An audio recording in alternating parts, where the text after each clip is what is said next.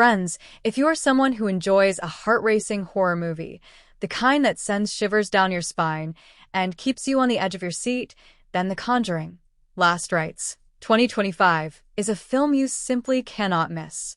And if you're planning to watch it in English, you're in the right place. Don't forget to like this video to show your excitement. If you're new to our channel and enjoy movie reviews, breakdowns, and entertainment updates, make sure to subscribe so you never miss a chilling update like this.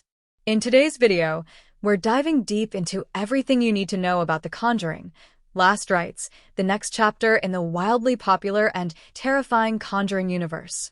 We'll explore what this film is all about, its plot, themes, and how it fits into the timeline of the entire franchise. Is this a prequel? A sequel? Or perhaps a terrifying standalone story that opens the door to new horrors? Stick around because we've got it all covered. We'll also talk about where you can watch this movie, whether it will be released in theaters, available on OTT platforms, or premiering on satellite channels. I'll give you the complete viewing options so you don't miss your chance to witness the horror unfold. But that's not all. This video will also include detailed insights into the technical side of the film. We'll discuss the crew behind the scenes, who's directing, who's writing, and what to expect from the cinematography and sound design. We'll cover the film's music department and what kind of eerie score you can expect to accompany the scares. From pre-production to filming, post-production, and release plans, we'll walk through the entire journey of how this movie came to life. I'll also be talking about the film's budget, how much was spent to create the horror, and whether the box office collections are expected to meet the franchise's massive expectations. Will Last Rites continue the trend of Conjuring films breaking records, or will it take a darker path? We'll then move into the story and narrative of the film. Don't worry, no big spoilers here, but I'll give you a quick summary of what kind of horrors you can expect. Who are the central characters? What evil force are the Warrens or new protagonists going up against this time? I'll share my thoughts on the plot and whether the story keeps up the chilling intensity that fans have come to expect from the series. On top of that, we'll also take a closer look at the performances, who's starring in this film, which actor is playing which role, and how their performances add depth and fear to the overall experience. Whether it's returning faces from the franchise or new cast members bringing fresh energy, I'll give you the full breakdown. And finally, we'll dive into some interesting facts, hidden details, and theories about the movie. Was it inspired by a real case from the Warrens' files? Are there any Easter eggs that connect it to previous films? What should fans be on the lookout for? So friends, grab your popcorn or maybe a blanket to hide under, because this video is packed with all the haunting details you need to know about The Conjuring, Last Rites, 2025. I promise, by the end of this video, you'll be fully prepared to enter the terrifying world of the supernatural once again. Let's get started. Alright, horror fans, let's talk about the plot of The Conjuring, Last Rites, 2025, not just as a summary, but as a roller coaster of dread, tension, and unexpected storytelling. Buckle up, because this isn't your average haunted house tale. This film grabs you by the spine from the first frame and doesn't let go until the credits roll, and even then, you'll be checking over your shoulder for days. So, how does the story unfold? Well, imagine the calm before a storm. We start in a small European village, isolated, old world, drenched in fog, and absolutely oozing with history. The kind of place where secrets linger in the air and even the birds seem too afraid to sing. This setting isn't just for show, it becomes a character in itself. Right away, we know something sinister has happened here, but the film doesn't throw it in our face. It lets the tension simmer, like water just beginning to boil. And then comes our protagonist, a new face in the Conjuring universe. Not Ed and Lorraine Warren this time, or at least not front and center. Instead, we follow a young priest in training who's sent to the village to assist in a long-forgotten rite that was never completed. This is where the film starts to play with perspective. He's naive, unsure of what he's walking into, and through his eyes, we slowly peel back the layers of a haunting that's more ritualistic and ancient than anything the franchise has tackled before. The timeline isn't exactly linear, and that's where things get really fun. Flashbacks creep in not with big title cards or obvious cues, but as surreal, almost dreamlike visions. Moments bleed into one another. A scream from the present suddenly becomes a whisper from the past. The film plays tricks on the viewer's sense of time. Was that a memory, a ghost, or both? That sense of uncertainty is not just stylish, it's the point. We're not just witnessing a haunting, we're being haunted with the characters. Now, let's talk about conflict. At first, it seems like the usual possession case. Someone's acting strange, things move on their own, and everyone thinks it's just old legends. But then we hit the first big turning point. The ritual that the village elders fear is not a cure, it's the cause. The priest is no longer performing a rite of protection. He's walking straight into a trap laid decades earlier. Suddenly, the villagers, the church, and even the spirits don't seem to agree on what's holy and what's cursed.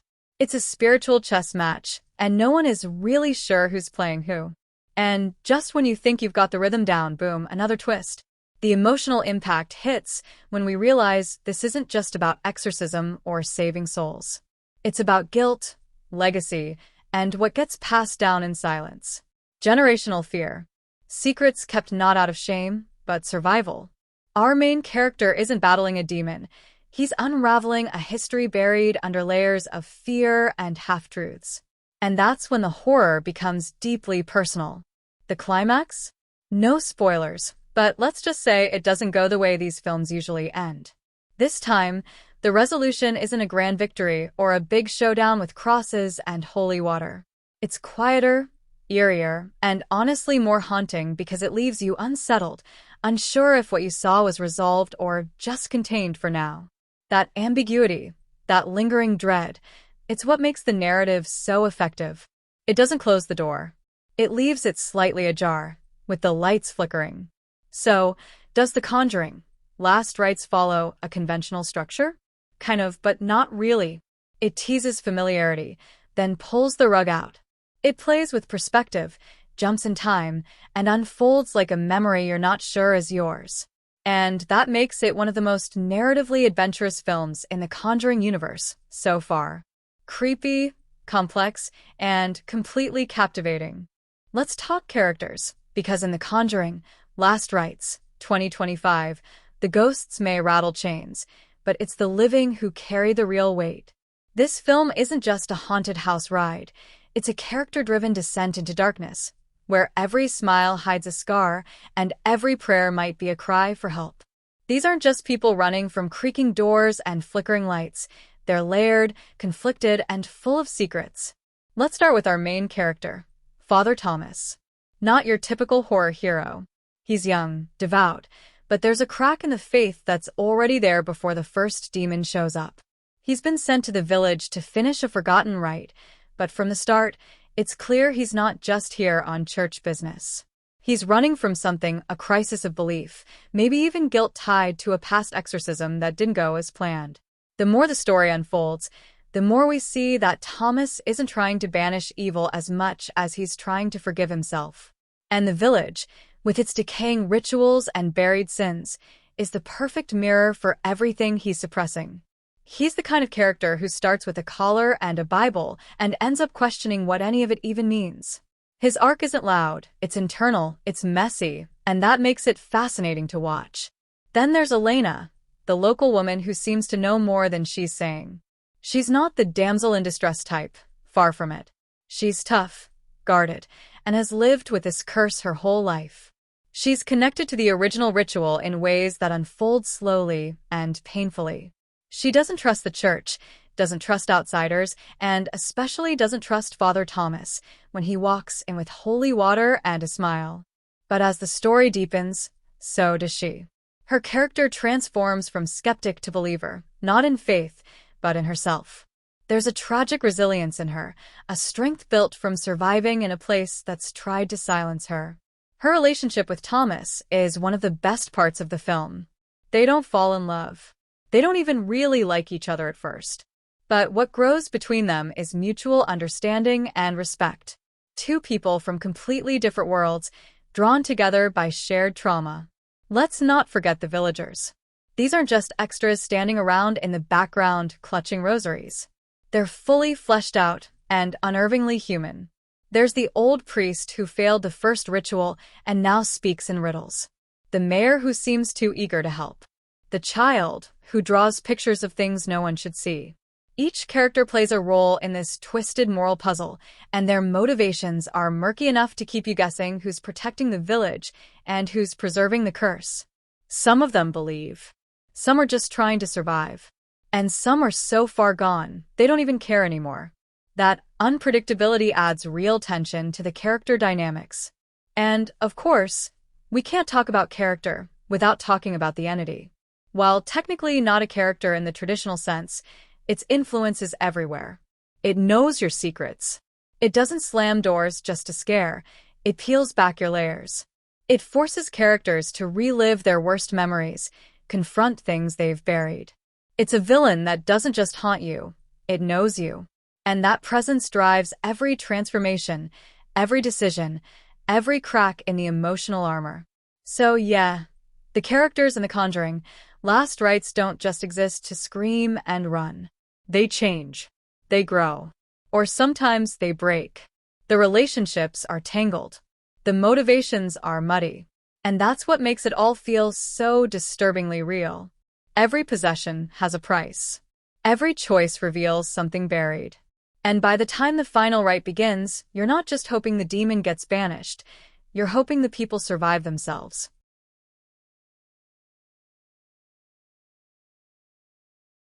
Let's talk performances, because The Conjuring, Last Rites doesn't just throw some scared faces on screen and call it horror. This cast delivers. You want fear? You want grief? You want righteous fury wrapped in whispered prayers and flickering candlelight? It's all here, and it's all carried on the shoulders of actors who know exactly what kind of story they're telling. This isn't scream and die acting. This is a masterclass in haunted humanity. Starting with the lead, Father Thomas, played by whoever the casting gods wisely chose for this tortured priest. He's magnetic. He's not your typical stoic exorcist. He's vulnerable in a way that feels real. There's a weariness in his eyes from the very first scene, and it's not from battling demons. It's from battling doubt. The way he moves, speaks, hesitates, it's all layered. His faith is shaken, and you can feel it even when he's delivering lines that should sound confident. He stares down the demonic, sure, but you know his real fear is the silence in his soul. It's the kind of performance that works quietly, but leaves a lasting mark. One minute he's reciting ancient rites, the next he's choking back tears in a candlelit chapel. He gives you a man of God who's still searching for something to believe in, and that's no easy task. Now let's talk about Elena, the standout performance of the entire film. She is a force.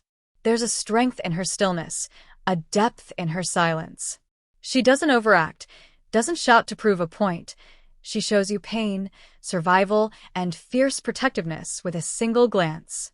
You believe she's lived through years of supernatural terror and small-town suspicion.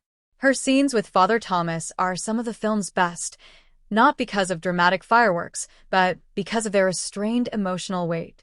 They challenge each other, mirror each other, and ultimately support each other, not with romance, but with raw, earned trust. The actress pulls off a transformation from guarded loner to reluctant warrior, and it's captivating to watch. She's haunted, but never helpless. You root for her, even when the darkness tries to swallow her whole. The supporting cast also brings serious energy. The old priest, every horror movie needs one, isn't just a cliché-spouting background figure. He's layered with regret and quiet knowledge. His eyes say more than his mouth ever does, and when he finally breaks down the origin of the curse, it hits with emotional heft instead of just exposition. The actor brings gravitas, like he's been sitting on this secret for decades, and it's eating him alive. Then there's the village folk, who are anything but one note. They're suspicious, jittery, hiding things in their eyes, and the actors make it work. The mayor walks that fine line between helpful and creepy. The town doctor seems kind until he's not. Even the child actor, and we know how hit or miss that can be, nails the balance between innocence and eerie intuition. Everyone's got a secret, and you believe it. Not because the script tells you, but because the performances whisper it through the smallest gestures, a nervous glance, a hand twitch, a voice cracking just slightly at the wrong time. And let's not forget the physical performances, especially from those playing the possessed or the afflicted. It's not just flailing limbs and screaming Latin. The body horror is done with purpose, with control. These actors contort not just physically but emotionally, showing what it really means to lose control of your body and your mind. There's one scene in particular, no spoilers, but the way one character breaks mid-prayer will leave you stunned. It's not loud. It's devastating. The emotional realism of this movie doesn't come from the effects or the jump scares. It comes from the performances. The terror works because the fear feels earned. The pain feels lived in. And the moments of hope, rare as they are, feel like oxygen in a suffocating world. The cast of The Conjuring, Last Rites isn't here to just sell a scare. They're here to live the story. And that makes all the difference. Let's talk about the puppeteer behind all the shadows and shivers, because The Conjuring, Last Rites doesn't just scare you with loud noises and creepy dolls. No, this film is carefully directed to get under your skin and settle there. The tone? Suffocating. The mood? Bleak but beautiful. And the credit for that belongs to the director, who turns every hallway into a threat and every candle into a silent scream. Right from the opening frame, the director makes it clear, this isn't going to be a fun little haunted house ride. It's more like stepping into a rotting cathedral, where something evil waits behind every stained glass window. The atmosphere is thick with dread, and it's not by accident. The director doesn't rush a single scare. In fact, it feels like they dare you to wait, to look too long into the shadows, to lean forward just as the silence stretches too tight. That's the kind of control we're dealing with here. Pacing is where the magic lives. The film doesn't sprint. It stalks. Every scene takes its time, lets you breathe just long enough to start wondering what's behind that slightly ajar door. Instead of filling every minute with noise, the director trusts the silence. And that's scarier. The pauses between dialogue. The moments when a character walks into a room and the camera just sits there. No movement. Just waiting. It forces you to focus. Forces you to anticipate. You start seeing things that might not even be there, and that's the director's trap. And you fall right in. Then there's the shot composition. This isn't flashy, overcut horror. No jerky handheld cam. No frantic editing. This director prefers precision. Wide shots that isolate characters in their environment. Long takes that let the tension build naturally. There's this one recurring visual, the crucifix on the wall behind Father Thomas, always off-center, always looming. It's not just background dressing. It's commentary. The director uses space and framing to make you feel the weight of faith, doubt, and dread. The visual language of the film is preaching at you long before the exorcisms begin. Lighting plays its own role, almost like another character. The director avoids full darkness. What's scarier is the half-light, the flicker, the failing glow of something holy. Shadows stretch like claws. Candles flicker without wind. The color palette leans into decay, faded reds, bone whites, graveyard grays, and it never lets up. You can almost smell the mildew and incense. This is Gothic horror that feels lived in. The director also knows how to work with physical space. The old church, the crumbling village homes, the underground crypt, they all feel real, not like sets. And the way the camera moves through them, it's like it's stalking you. Not the characters, you, the audience. There are sequences where the camera creeps through narrow corridors and you feel trapped. And then, when it finally cuts to a wide shot, the relief hits like fresh air. That's good directing. That's manipulation of feeling without a single word. And let's not forget the use of religious symbolism. This isn't just aesthetic. The director threads it through everything, the costumes, the rituals, the structure of the story itself. The narrative feels like a prayer gone wrong, like sacred things turning sour. And that mood seeps into every frame. The camera lingers on rosaries, on cracked icons, on altars stained with more than just candle wax. The director knows how to make holy objects feel haunted, and that is a skill not every filmmaker has. What's also impressive is how the director handles character perspective. There are moments where you don't just watch a character descend into fear, you see it from their point of view. The camera shakes subtly when their hands tremble. The frame tilts ever so slightly when their faith falters. The visuals reflect the inner turmoil, and it creates this unnerving intimacy with the characters. You're not just in the room with the demon. You're sharing the priest's heartbeat, the girl's panic, the villager's shame. So no, this isn't just a paint-by-numbers ghost story. This is the work of a director who knows how to stretch fear like a rubber band, tight, slow, unrelenting. Who knows that sometimes the scariest thing is what you don't show. Who uses the camera like a confessional booth, forcing you to sit with your own fear. And whether you're a horror junkie or a first-time viewer, you're going to feel every decision the director made, and not just while you're watching. You'll feel it later, too, in the silence of your room, when the lights are out and the creak in the hallway sounds just a little too real. Now, let's talk about the real silent storyteller in The Conjuring. Last Rites, the cinematography. Because this film doesn't just speak through dialogue or jump scares. It whispers, screams, and prays through the lens of the camera. The cinematographer doesn't just show you what's happening. They make you feel like you've stepped into a living, breathing nightmare wrapped in incense and stained glass. From the first shot, the camera is doing more than pointing and recording. It's haunting you. The angles? They're not always what you'd expect. Sometimes you're looking up at characters from an uncomfortably low point, like you're a child seeing something you shouldn't. Other times, the camera peers down from corners like it's possessed itself. The point is, nothing about the perspective feels neutral. Every frame is curated to keep you uneasy, even when nothing overtly terrifying is happening. Lighting is where the cinematography takes a turn into poetic horror. No bright horror movie lighting here. We're talking shadows that stretch like arms, candlelight that flickers like it's scared, and moonlight that looks like a ghostly spotlight. There are whole scenes lit only by the glow of stained glass windows or a single flickering torch, and somehow that minimal light tells you more than dialogue ever could. You start to notice how the light avoids certain corners of the room, how it trembles when a character's faith starts to crack. The darkness in this movie isn't just absence of light, it's a character, an enemy, a spiritual force creeping just outside the frame. Framing is a masterclass in control. Characters are often boxed in, by doorways, by confessional screens, by the geometry of church pews or cemetery gates. And it's not just pretty composition, it's thematic. It's about confinement, guilt, being watched by something that doesn't blink. One particularly memorable sequence frames a priest in prayer between two towering statues of saints, and the saints are looking away.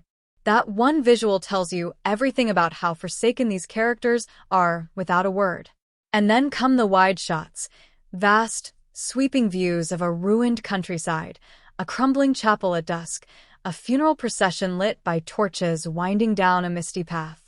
They aren't just establishing shots. They're mood boards.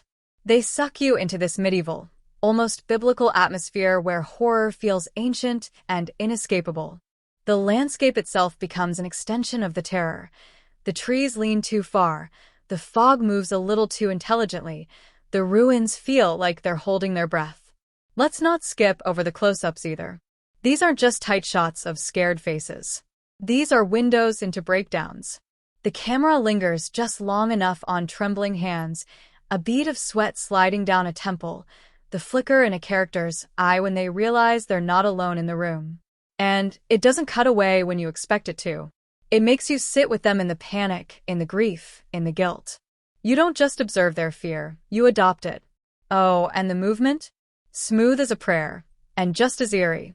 The camera often glides, almost like it's floating, moving just a second too slowly or turning corners with an unnatural calm. Sometimes it follows a character from behind at a distance, like something is trailing them, and sometimes you're not even sure who's following who. And then, without warning, it can snap into stillness, freezing you in a moment just before everything goes wrong. But maybe the most impressive feat of the cinematography is how it manages to make beauty and horror share the same breath. There's this Baroque elegance to it all. Rotting churches never looked so divine. Blood on a stone altar catches the candlelight just right. A possessed villager screaming into a thunderstorm somehow looks like a Renaissance painting. The contrast between sacred and cursed is constantly at play, and it's all communicated visually, frame by frame, without saying a word. So no matter how tough you are, how many horror films you've seen, this cinematography is going to crawl into your brain. It's not just how the movie looks. It's how it feels to watch it. The camera isn't passive. It's part of the possession. It pulls you into the ritual, the silence, the screams, the crumbling faith. And when it's over, you'll remember not just what happened, but how it looked when the light failed, and how the darkness took its place. Now, let's dive into the pulse of The Conjuring. Last rites, the editing and pacing. Think of this part of the film like a heartbeat. Not just a regular one, but one that knows exactly when to skip, when to pound like a war drum, and when to slow down so you start questioning why it suddenly got so quiet. Editing in this movie isn't just a technical afterthought. It's a full-on conductor guiding you through a haunted symphony, and trust me, it knows how to play you like a pipe organ in a thunderstorm. Right out the gate, the film establishes a rhythm that's neither frantic nor sluggish. It's patient, deliberate, like a priest holding back a terrifying secret. But here's the magic trick. It's never boring. The way scenes bleed into each other, sometimes with eerie grace, and sometimes with a jarring smash cut that feels like a punch in the soul, keeps your brain alert. You're never ahead of the movie. You're always catching up, and that's part of the fun. There's this constant sense that something just happened or is about to happen, and that in-between space is where the editors work their sorcery. One moment you're in a silent monastery, listening to nothing but the scrape of a chair on stone. The next, you're face-to-face with some grotesque vision that explodes onto the screen like a spiritual jump scare. But what's impressive is how controlled it all is. Those shifts never feel random. They feel calculated, designed to make you squirm just enough. There's a kind of rhythm to it, not like a metronome, but more like a funeral march with unpredictable thunderclaps. Montage sequences? Oh, they're here, and they're not your typical get-things-done montages. They drip with dread. Whether it's a priest preparing for an exorcism, a character unraveling old texts in candlelight, or a possessed soul descending into chaos, these moments are cut in a way that stacks tension like bricks in a cursed cathedral. You feel the momentum building, not in action movie adrenaline, but in the slow-creeping horror that something irreversible is about to happen. And let's talk about silence, because this movie uses silence. The editors know exactly how long to hold on a shot. They'll let it linger just a half-second longer than is comfortable. You're waiting for something to move in the background. You're questioning whether that shadow changed shape. This creates a rhythm that feels alive, not always fast, but always felt. It's the kind of pacing that makes you lean in, even when you know something terrible is lurking just off-screen.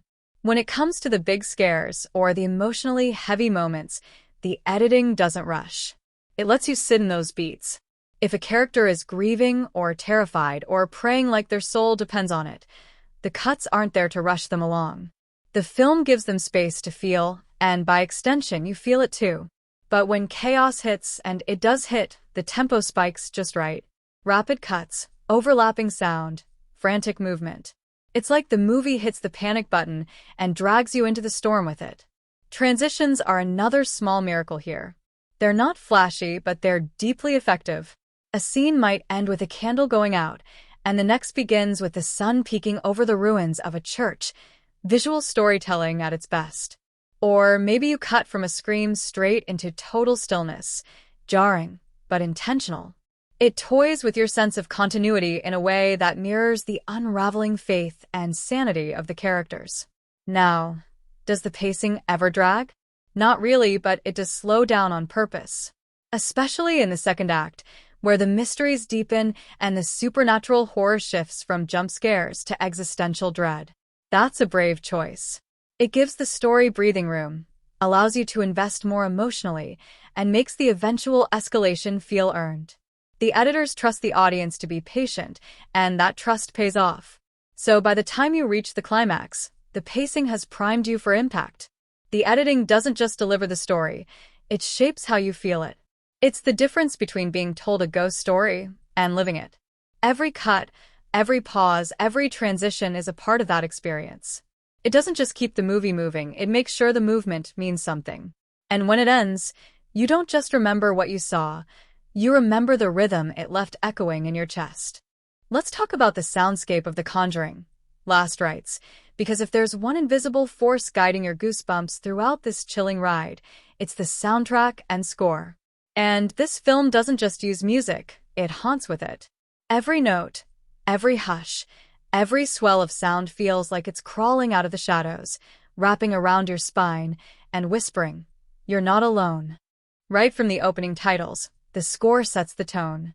It doesn't scream horror. It creeps in. It begins with an unsettling hum, a low-frequency drone that makes your chest tighten just a little. Then comes the subtle layering of strings, never quite forming a melody, just enough to make you feel like something is lurking behind the curtain of sound. It's that classic Conjuring sound DNA we all know, but this time it feels deeper, darker, more spiritual. The composers didn't just aim for jump scare triggers, they sculpted a religious nightmare, something that feels sacred and sacrilegious all at once. Recurring motifs become the heartbeat of the film. There's a chilling piano theme that returns during key emotional moments. Think quiet confessions, character breakdowns, and those eerie, calm before the storm sequences. It's not a sweeping orchestral piece. It's fragile, almost broken, like a hymn whispered by someone who's lost all faith. Then there's the ominous choral chant that shows up when the supernatural stakes skyrocket. It's subtle at first, just murmurs in the background, and then suddenly, it rises with such force that you feel like you've been dropped into a cursed cathedral mid-exorcism. And the silence. Oh, the silence in this film is weaponized. The absence of music becomes music. There are entire scenes where the score pulls back completely, leaving you with nothing but the characters breathing, a creaky floorboard, the flicker of a candle, and your own anticipation. The silence is stretched just long enough to make your nerves fray, and when the score finally returns, often in a sudden burst, it hits like a scream in a mausoleum. It's that perfect horror movie alchemy of quiet tension followed by sonic terror. When the big supernatural moments hit, the music doesn't just accompany them, it unleashes them. Percussion crashes like thunderclaps, strings screech like tormented souls, and the organ, yes, a good old-fashioned, Gothic church organ, slams down chords that feel like the gates of hell just open behind you. But here's the genius. It never becomes noise. The chaos is always controlled, mixed just right so that the emotion never gets buried under sound. You feel the fear, not just hear it. In the more human moments, those rare glimpses of peace, hope, or grief, the score softens. It's almost like a prayer in musical form. A slow, melancholy cello or a faint choir reminds you that this isn't just a ghost story. It's a story about people wrestling with faith, guilt, and trauma. The music lets those themes breathe without overwhelming the scene. It walks hand in hand with the characters rather than dragging them. What's also impressive is how well the score blends with the ambient sound design. Sometimes you can't tell if that moan you just heard is part of the music or an actual ghost hiding in the soundtrack. Footsteps echo into the score, whispers become part of the background hum, and wind howls merge with strings to blur the line between sound effects and symphony. It creates this seamless, immersive audio environment where you're never sure where reality ends and the horror begins. The soundtrack doesn't rely on cliches, either. There's no overuse of high-pitched violin stabs just for jump scares. Instead, it builds dread with restraint. When the scares do hit, the score explodes not just for volume, but with purpose. It's storytelling through music, not just background noise. So while the visuals might get your eyes darting around the screen, it's the music, layered, eerie, sacred, and profane, that keeps your soul on edge. It's the voice of the evil you can't see, and the faith the characters are trying to hold on to. And by the time the final notes fade out, you don't just leave the movie. You carry the sound with you, like a ghost that followed you home. Let's talk about what The Conjuring, Last Rites really wants to say beneath all the demons, exorcisms, and dark corridors. Because while your eyes are busy darting from shadow to shadow and your ears are bracing for the next blood-curdling sound, The movie is quietly whispering some heavy stuff in your subconscious. This isn't just a spooky story. It's a film with some serious emotional and philosophical weight tucked inside its horror shell. At the center of it all is the question of faith. Not just the holy water kind of faith, but the messy, human kind. Faith in yourself.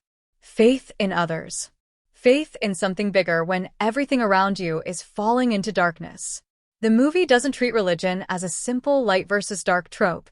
It digs into the idea of spiritual weariness, of belief tested to the edge of sanity. Characters aren't just battling demons.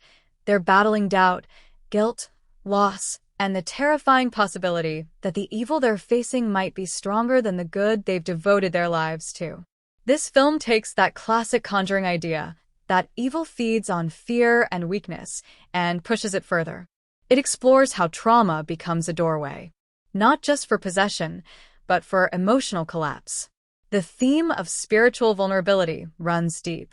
When a character breaks down, when they lose hope, when they question everything they've known, the forces they're fighting grow stronger. Evil here isn't just something hiding under the bed. It's woven into grief, into anger, into the cracks we try to hide from the world. And then there's the idea of legacy, of spiritual inheritance. This is a movie about passing the torch, about the old guard of demonologists and exorcists confronting the reality that their time might be ending, and a new generation has to rise up in a world that seems more cursed and chaotic than ever. But what does that legacy look like?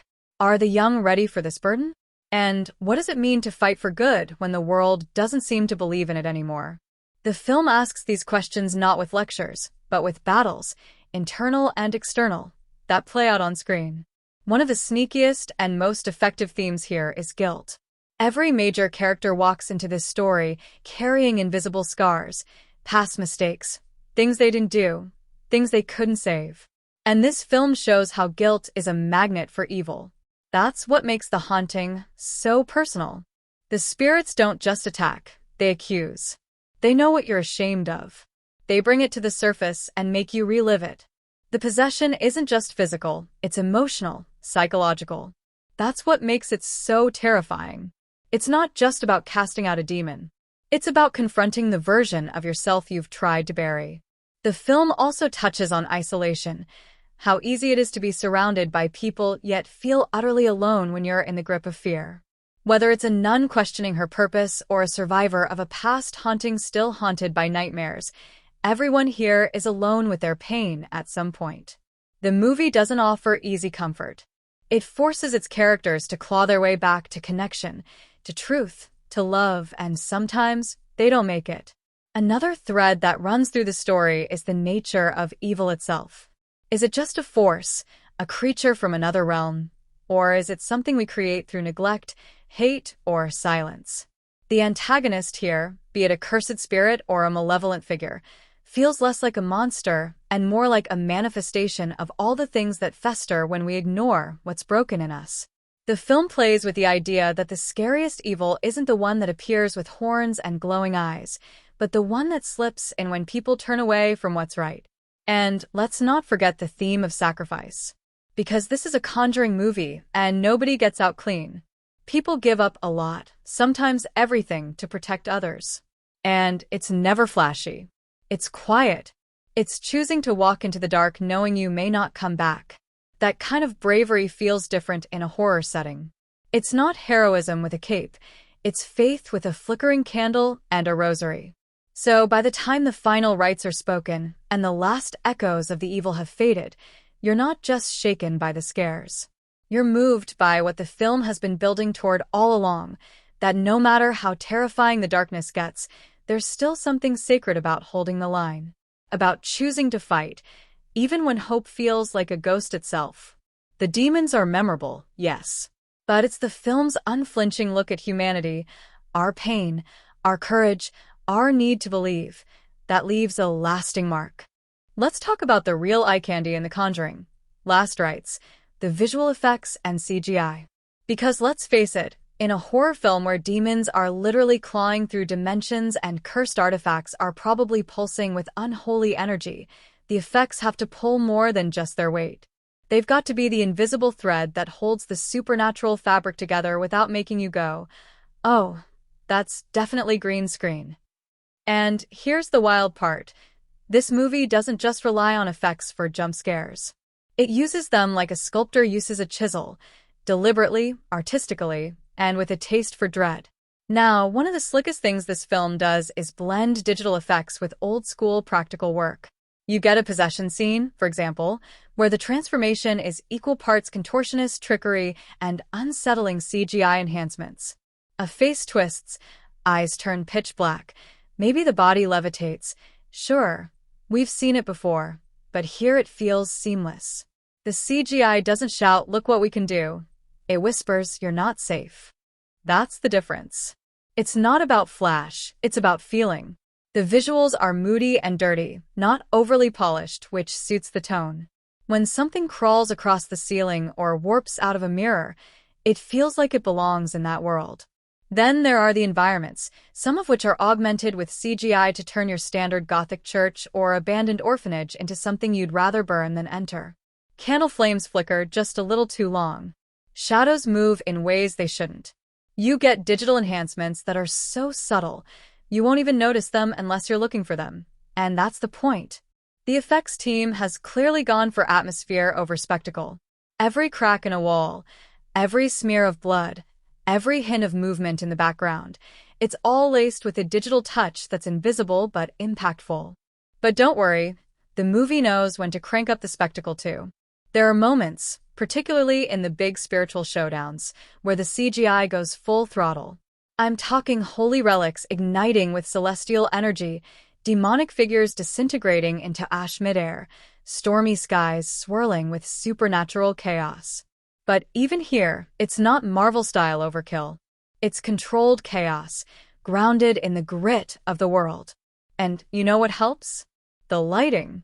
A lot of times, bad CGI looks fake because it's lit wrong. Here, the VFX team nails the integration. Every glowing rune or cursed fog bank is matched perfectly to the environment, so it feels real even if you know it isn't. The monsters, oh yes, let's not forget the creatures. Some are actors in intense prosthetics enhanced with digital tweaks. Others are fully CGI, but rendered with this slick, shadowy realism that avoids that uncanny valley trap. You never see too much, just enough to let your brain fill in the horror. A glimpse of a rotting face here, an inhuman limb slithering behind a door there. The best horror knows what not to show, and this movie uses effects to create that tension instead of killing it. What's also worth noting is how the film avoids becoming a digital circus. There's restraint. When a spirit passes through a hallway, it doesn't blast through like a video game boss. It distorts the environment, makes the air itself look sick. That's the kind of subtlety that makes you squint at the screen and wonder, did I really see that? And that's gold in horror. In terms of practical versus digital, the practical effects give the film its texture: blood, grime, creepy dolls, decaying walls. The CGI gives it scale and movement, shadows that crawl, portals that open, spirits that explode into howling smoke. The blend of the two is where the magic happens. It's like watching a haunted oil painting come to life. So if you're worried that The Conjuring, Last Rites is just throwing CGI at you in hopes you'll be too dazzled to notice the story, fear not. The effects here are storytelling tools. They don't just show horror, they build it frame by frame, scream by scream. They're the invisible hands pushing you deeper into the nightmare. And you'll love every dreadful minute. The set design and locations in The Conjuring, Last Rites aren't just backdrops, they're characters in their own right. Let's be honest, in a horror film, where something as simple as a creaky floorboard can be your biggest jump scare, the environment has to do some serious heavy lifting. And this movie knows it. From the very first frame, the film drags you into its carefully constructed nightmare with a level of detail that feels disturbingly authentic. You don't just see the world, you feel it breathing down your neck. Let's start with the main location, an ancient, crumbling monastery nestled deep in the woods or high on a misty mountain. Wherever it is, it looks like it hasn't seen daylight or happiness in centuries. The stone walls are stained with time, The hallways are suffocatingly narrow, and there's always that one hallway that seems a little too dark no matter how many candles are lit. Every piece of furniture looks like it came with its own curse, and the religious artifacts, statues, crucifixes, old tomes, are so weathered and broken down they practically tell stories on their own. This place doesn't just look haunted. It looks like the epicenter of spiritual rot. Then there are the smaller, more intimate spaces, confessionals that seem too small for comfort, attics filled with forgotten relics, basements that might as well be doorways to hell. The production design team clearly had fun layering the environments with creepy little details. You'll spot things on a second or third viewing, maybe a symbol scratched into the underside of a table, or a shadowy figure painted into an old mural that wasn't moving the first time you looked. It's not just what's in focus, it's the whole frame that tells a story. But the film doesn't stay stuck in one place. We get glimpses of other locations that expand the world without losing the oppressive atmosphere. An eerie forest where the fog moves like it's got a pulse. A desolate village where time feels frozen. Even mundane settings, a hospital room, a chapel, a roadside motel, are given this visual treatment that makes them feel steeped in dread. It's like no matter where the characters go, the curse follows and the world reshapes itself to accommodate it. That's the level of detail we're working with here. Props deserve their own round of applause too. Every object the characters interact with feels chosen with purpose. A cracked rosary, an ancient relic that hums with unspoken energy, handwritten letters that look like they were penned under duress and candlelight. It's all there. These aren't just props, they're extensions of a lore. They tell you something about the characters, the past, and the evil that lurks just out of sight. What really stands out is how the design doesn't go overboard. It's not a haunted house attraction where every wall is dripping blood or covered in cobwebs. It's more grounded, more lived in. It feels like a place that was holy once but got twisted by years of silence, secrets, and sorrow. That subtlety makes it feel real, and that realism makes the horror all the more effective. And let's talk about the color palette. The designers have mastered the art of shadows and muted tones. There's a lot of earthy browns, dull grays, sickly yellows, and splashes of deep crimson when it counts. The lighting makes the locations feel like they're part of the supernatural weight pressing down on the characters. Even in daylight, you can feel the walls watching. That's how well integrated the design is with the mood. In short, The Conjuring. Last Rites crafts a world so visually rich and atmospherically charged, you won't just watch the story unfold. You'll feel like you've been dragged inside it, whether you're ready or not. The sets don't just serve the plot. They deepen it, darken it, and wrap it in layers of creeping unease. The dialogue in The Conjuring. Last Rites isn't just a way to move the story forward. It's one of the film's strongest tools for tension, character building, and creeping under your skin. Every word feels like it's been carefully weighed before being spoken, which adds this unnerving gravity to even the most mundane conversations. You know that feeling when someone says something completely ordinary but it sounds like a warning? That's the vibe here, and it works like a charm. Let's talk tone first. The script walks a tightrope between grounded realism and gothic dread. Characters don't talk like they're in a horror movie. They talk like real people caught in something they can't explain, trying to rationalize the irrational. There's a rawness to their exchanges that makes the fear more personal. You don't get the overly dramatic, scream every line kind of horror dialogue here. Instead, the fear simmers through half-finished sentences, breathy silences, and those desperate attempts to make sense of supernatural chaos. It's like watching people try to build a bridge out of words while the world falls apart around them. But the script doesn't shy away from the lyrical either.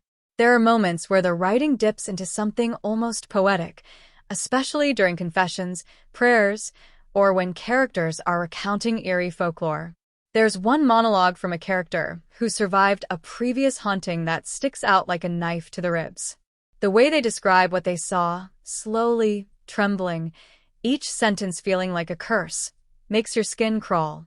That's the kind of writing that doesn't just scare you in the moment, it haunts you later. There are also lines that quietly echo the deeper themes of the film. Things like, faith is tested in silence, or evil doesn't need to speak to be heard. These aren't just cool one-liners. They encapsulate the spiritual and psychological undercurrents of the whole narrative. You can almost imagine them written in Latin on some ancient parchment in the background. They're layered, thematic, and delivered with just enough weight to make you remember them. The interactions between characters are sharp and purposeful. There's real tension in the back and forth, whether it's two priests arguing over theology or a skeptic challenging the legitimacy of the paranormal. The subtext is rich. A simple, "Do you believe in this?" can carry layers of fear, doubt, and defiance depending on who's asking. And the best part? The script never spoon-feeds the audience. You're expected to listen closely, pick up on what's not being said, and sit in the discomfort that creates. And let's not forget the moments of quiet humor or emotional vulnerability tucked into the script like little pressure valves. Just when the dread threatens to become overwhelming, a perfectly timed line breaks the tension, not in a jokey, Marvel-style way, but with subtle, human levity. It makes the characters feel alive, and it makes the dark moments hit even harder because you care about the people involved. What's also impressive is how the script lets silence speak. Some of the most impactful dialogue in the movie happens in the pauses, the unfinished sentences, the way a character stares at a shadow a beat too long before saying, "Did you hear that?" The restraint in the writing gives the audience room to feel the tension instead of just being told it's there. In a genre where dialogue often falls into cliches or expository dumps, The Conjuring, Last Rites treats its script like sacred ground. Every line has a purpose, whether it's revealing character, deepening the mystery, or dropping a chilling line that'll echo in your head long after the credits roll. This is dialogue that doesn't just fill the space, it sharpens it. When it comes to genre execution, The Conjuring, Last Rites doesn't just play by the rules of supernatural horror, it plays with them like a haunted marionette show. If you've been following the Conjuring universe, you probably think you know the rhythm by now. Creepy house, flickering lights, possessed object, priest with a shaky hand and a prayer, but hold on to your rosaries, because this installment isn't just checking off boxes. It's daring enough to dance in the dark corners of its genre while dragging in a few surprises for the ride. First of all, yes, this is still very much rooted in the classic haunted horror blueprint. You've got demonic possessions, religious iconography twisted into nightmare fuel, and the ominous slow burn that leads to spiritual warfare. But instead of simply reusing the same scares, it shifts the focus to something deeper, the unraveling of faith under pressure. And that gives the horror a more existential flavor. It's not just about what's hiding in the shadows, it's about what happens when the light inside you starts to flicker.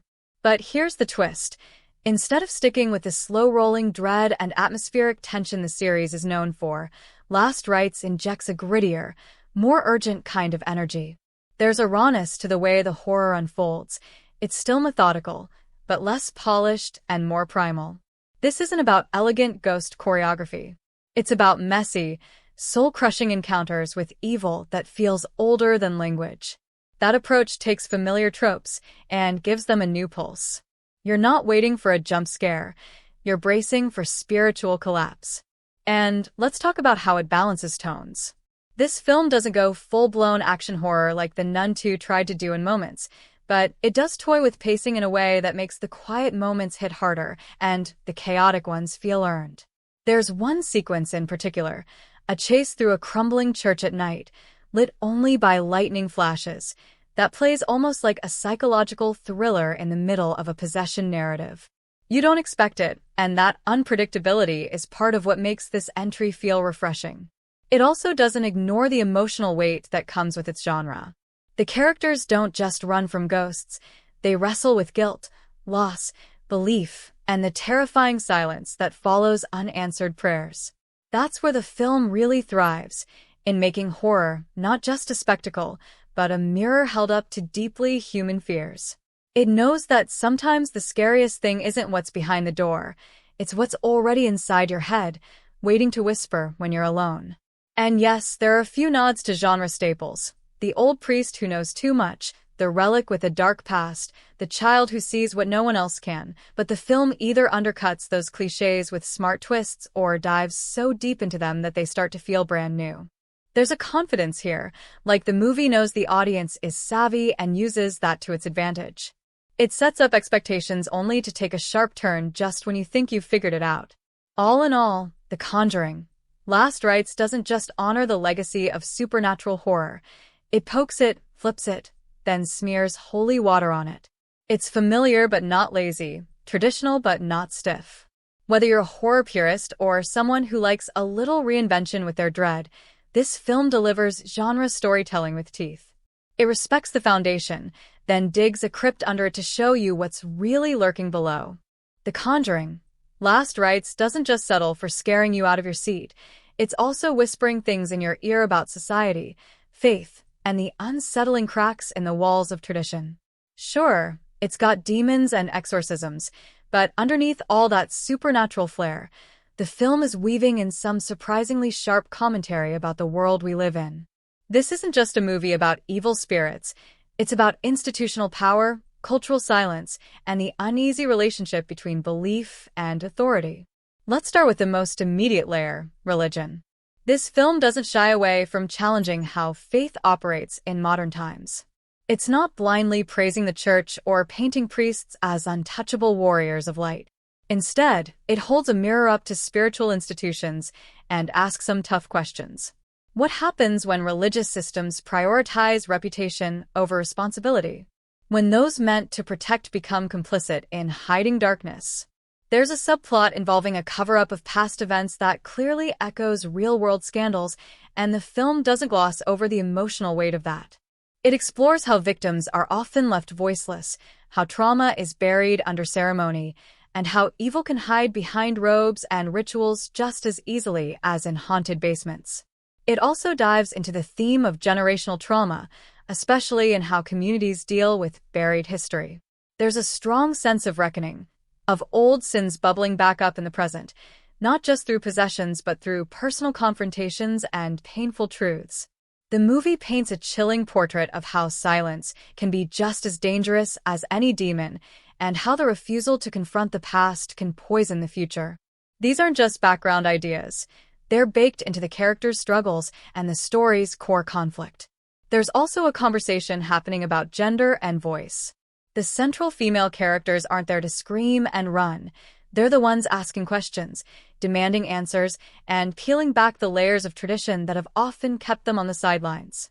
The film subtly critiques how women in faith-based narratives are often portrayed, flipping that dynamic and giving its female leads agency, intellect, and emotional authority. And it does this without hammering the message over your head. It's just part of the storytelling fabric. And then there's the broader idea of belief versus skepticism in an age of information. One character represents the rising voice of logic and science, while another clings to rituals and scriptures. Instead of making either look foolish, the movie explores how both perspectives have their place, and how ignoring either one can lead to disaster. It's not preaching a specific ideology. It's examining the tension between tradition and progress, and how that tug-of-war plays out when supernatural chaos comes knocking. Even the setting contributes to the commentary. The decaying church, the remote community cut off from modern influence, the whispered secrets behind confessional walls, it all reflects a world trying to maintain order in the face of change. The fear in this film isn't just of ghosts, but of exposure, of the truth clawing its way out. It's about how communities cope, or fail to cope, with what they've tried to suppress. So while you're gripping your seat during a possessed rosary sequence or a holy water showdown, the film is quietly, and sometimes not so quietly, sneaking in ideas about guilt, justice, power, and accountability. It's not waving a flag or giving a sermon, but it is challenging the viewer to think beyond the scares. It wants you to feel something deeper than fear. And by the time the credits roll, it's left more than just goosebumps. It's left questions. That's the kind of horror that sticks with you. The Conjuring. Last Rites knows exactly how to pull its audience in, wrap them in a blanket of dread, and then rip that blanket away just when they think they're safe. From the moment the film starts, it doesn't waste time easing you in. It grabs your attention with a cold open that practically dares you to look away. It's not just jump scares and shadowy figures, although those are definitely there. It's the emotional undercurrent that really keeps the audience hooked. You don't just watch what happens, you feel it. There are moments in this film that don't just aim to scare, but to shake. Some scenes are so eerie and atmospheric they make your skin crawl without a single scream or special effect. It's the anticipation, the stillness before the storm, that gets under your skin. But just when you think it's all about creeping dread, the film throws in scenes that are emotionally gutting. Characters face not just demons, but personal regrets, old wounds, and impossible choices, and that's where the emotional resonance hits hardest. People don't leave this movie talking only about the ghost in the hallway. They talk about the quiet conversation in the confession booth, the last words of a dying character, the look of realization when someone confronts a long-buried truth. This is a film that understands the power of silence just as much as it understands the power of a good scare. Sometimes the scariest thing isn't a ghost, but the moment a character realizes they've lost someone they love, or that they've become something they fear. And when those moments hit, they don't just affect the characters on screen. They reach out and tap something in the audience. That's when the theater goes quiet, not from boredom, but because everyone is collectively holding their breath. And then there's the thrill factor. The film builds tension so expertly that even the smallest creak or flicker of light becomes a source of paranoia. Viewers find themselves scanning the corners of the screen, expecting something to move, dreading the next sound. It's an interactive experience, even if you're just sitting in a chair. People lean forward, clutch their armrests, whisper predictions to the person next to them, and occasionally shout things at the screen, sometimes in fear, sometimes in disbelief. It also sparks conversations long after the credits roll. This isn't a one-and-done horror flick that disappears from your memory, like a shadow at sunrise. It's the kind of movie that invites debates. Was that one scene real or a vision? Was the ending symbolic or literal? Who was really possessed, and was it by a demon or by guilt? Fans of the franchise and newcomers alike walk away with questions, theories, and a strong desire to rewatch just to see what they missed. The layers in the story, the hidden meanings in the symbols, the subtle clues in background details, it's all designed to reward attention and invite return visits. In short, The Conjuring, Last Rites doesn't just ask you to watch, it demands your emotional investment. Whether it's through fear, sorrow, shock, or reflection, it finds a way to touch something inside the viewer. It keeps you thinking, feeling, and maybe even checking under your bed afterward. And isn't that what the best horror films are supposed to do? The Conjuring, Last Rites doesn't just sit comfortably alongside its horror peers. It stares them dead in the eye and dares them to match its intensity. Within its own franchise, it feels like a matured evolution. Where earlier Conjuring films leaned heavily on traditional haunted house scares and exorcisms with a splash of Catholic guilt, Last Rites digs deeper, peeling back the spiritual layers and adding a sense of finality and gravitas that feels earned. It doesn't just recycle the same bumps in the night. It builds upon them with purpose, like the ghost stories have grown up and now come with theological consequences. When you compare it to similar supernatural horror films like The Exorcist or Insidious, this one refuses to be just another scary movie about demons. It borrows the spiritual warfare of The Exorcist, yes, and the claustrophobic unease of Insidious, but it packages those elements in something that feels more personal and intimate. You're not just worried about who the demon will possess next, you're worried about what the demon represents for each character. The horror here isn't just spectral, it's existential. And when it comes to other entries in the broader Conjuring universe, Annabelle, the Nun, The Curse of La Llorona, Last Rites walks into the room with more emotional weight and thematic ambition. It doesn't rely on haunted dolls or cursed relics to deliver the scares. It leans into the crisis of faith, the torment of grief, and the fragile thread between belief and fear. You can almost sense that it wants to close a chapter, not by ending on a scream, but by dragging you through a storm of dread until you come out on the other side gasping for air. Even within the director's own catalog, Last Rites feels like a polished weapon. If you're familiar with their previous horror efforts, you'll recognize the fingerprints, meticulous suspense building, eerie atmospheres, and sudden, brutal interruptions of quiet. But here, there's a certain patience, a willingness to let the horror simmer rather than boil over too quickly. The pacing feels calculated, the scares earned, and the emotional stakes higher. It's not just about making your popcorn fly, it's about making your spine stiffen with every whispered prayer or shadow that moves just a bit too smoothly. Other horror films may deliver more blood or louder screams, but Last Rites chooses resonance over volume.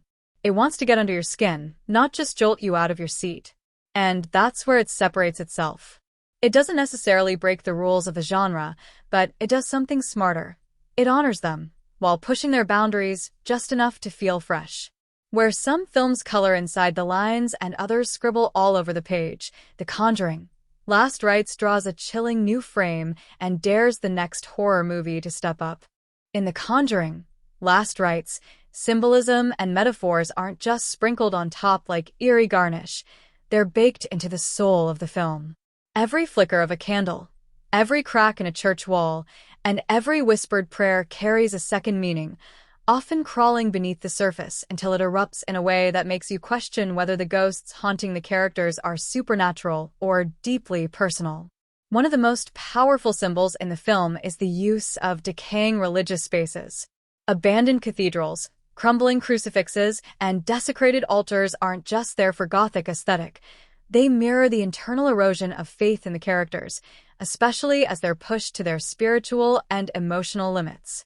Faith, in this story, is a battlefield, and every visual detail makes sure you feel the fallout of that war. Then there's the recurring use of silence. Yes, literal silence. In a horror movie that thrives on sound, the moments where everything goes quiet become symbols of isolation, guilt, and the unbearable weight of unresolved trauma.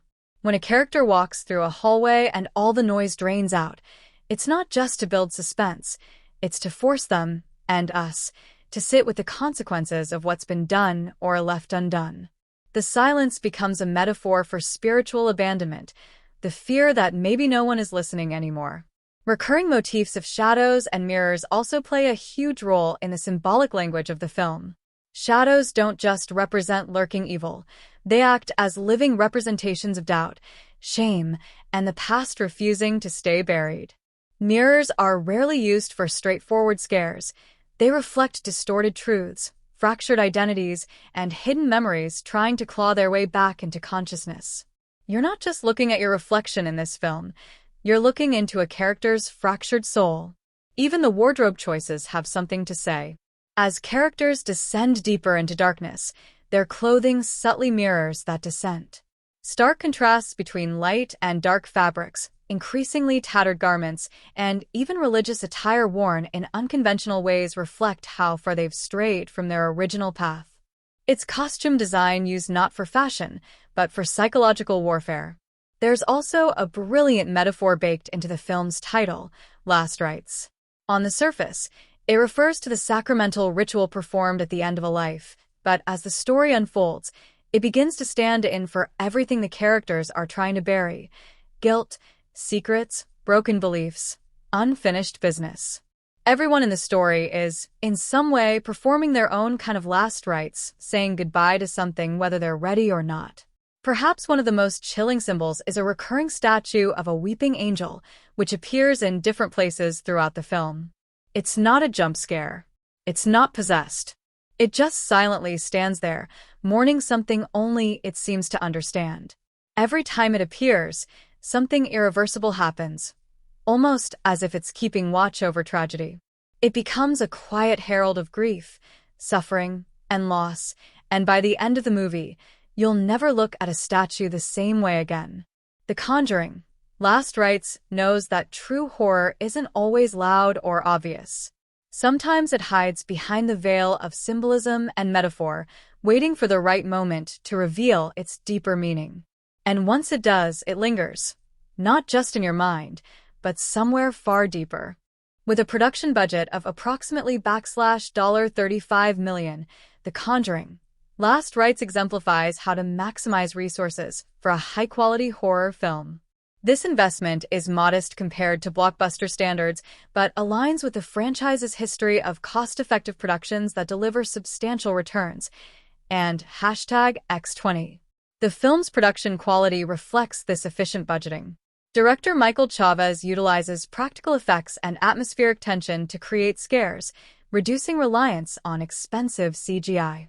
The settings, including decaying religious sites and shadowy interiors, are crafted to enhance the eerie ambience without extravagant expenditures. This approach maintains the franchise's signature style while ensuring financial prudence. EW.com 1. Marketing efforts for Last Rites have been strategic and impactful. Warner Brothers initiated the campaign with a teaser that generated significant buzz among fans, leveraging the established popularity of the series.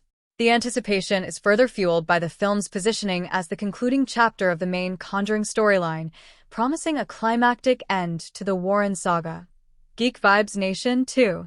Historically, the Conjuring franchise has been a box office powerhouse, collectively grossing over $2 billion worldwide. Previous installments, such as The Conjuring 2, achieved impressive earnings of $320.4 million globally. Given this track record and the current fan engagement, Last Rites is poised to continue this trend of financial success. Now Media 3. Audience reception plays a crucial role in the film's potential earnings. The dedicated fanbase, coupled with the emotional weight of concluding a beloved series, is likely to drive strong box office performance.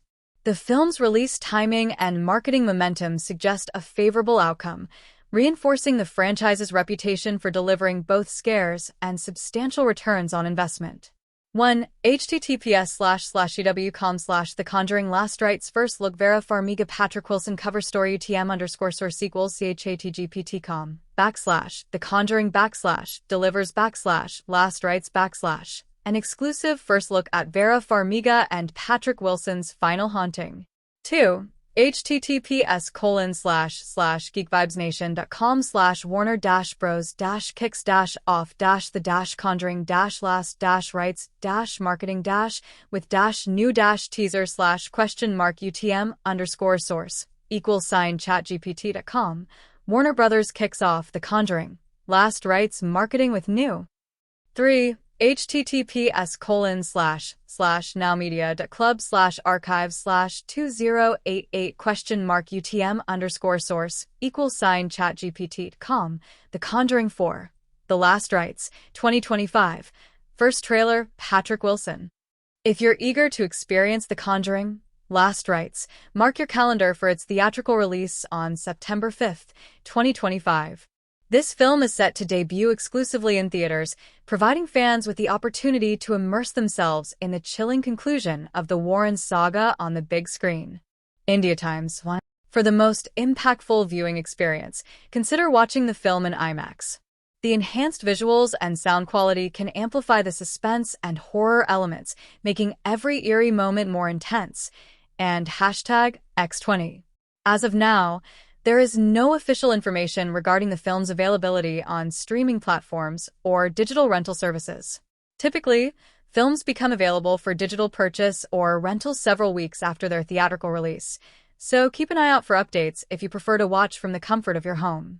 In summary, to fully appreciate the atmospheric tension and supernatural thrills of The Conjuring Last Rites, experiencing it in a theater setting is highly recommended.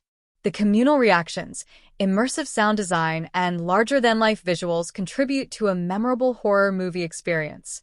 1. https://indiatimescom/trending/The Conjuring Last Rites set to haunt theaters one final time. Here's everything we know. htm_source equals The Conjuring Last Rites set to haunt theaters one final time. Here's everything we know.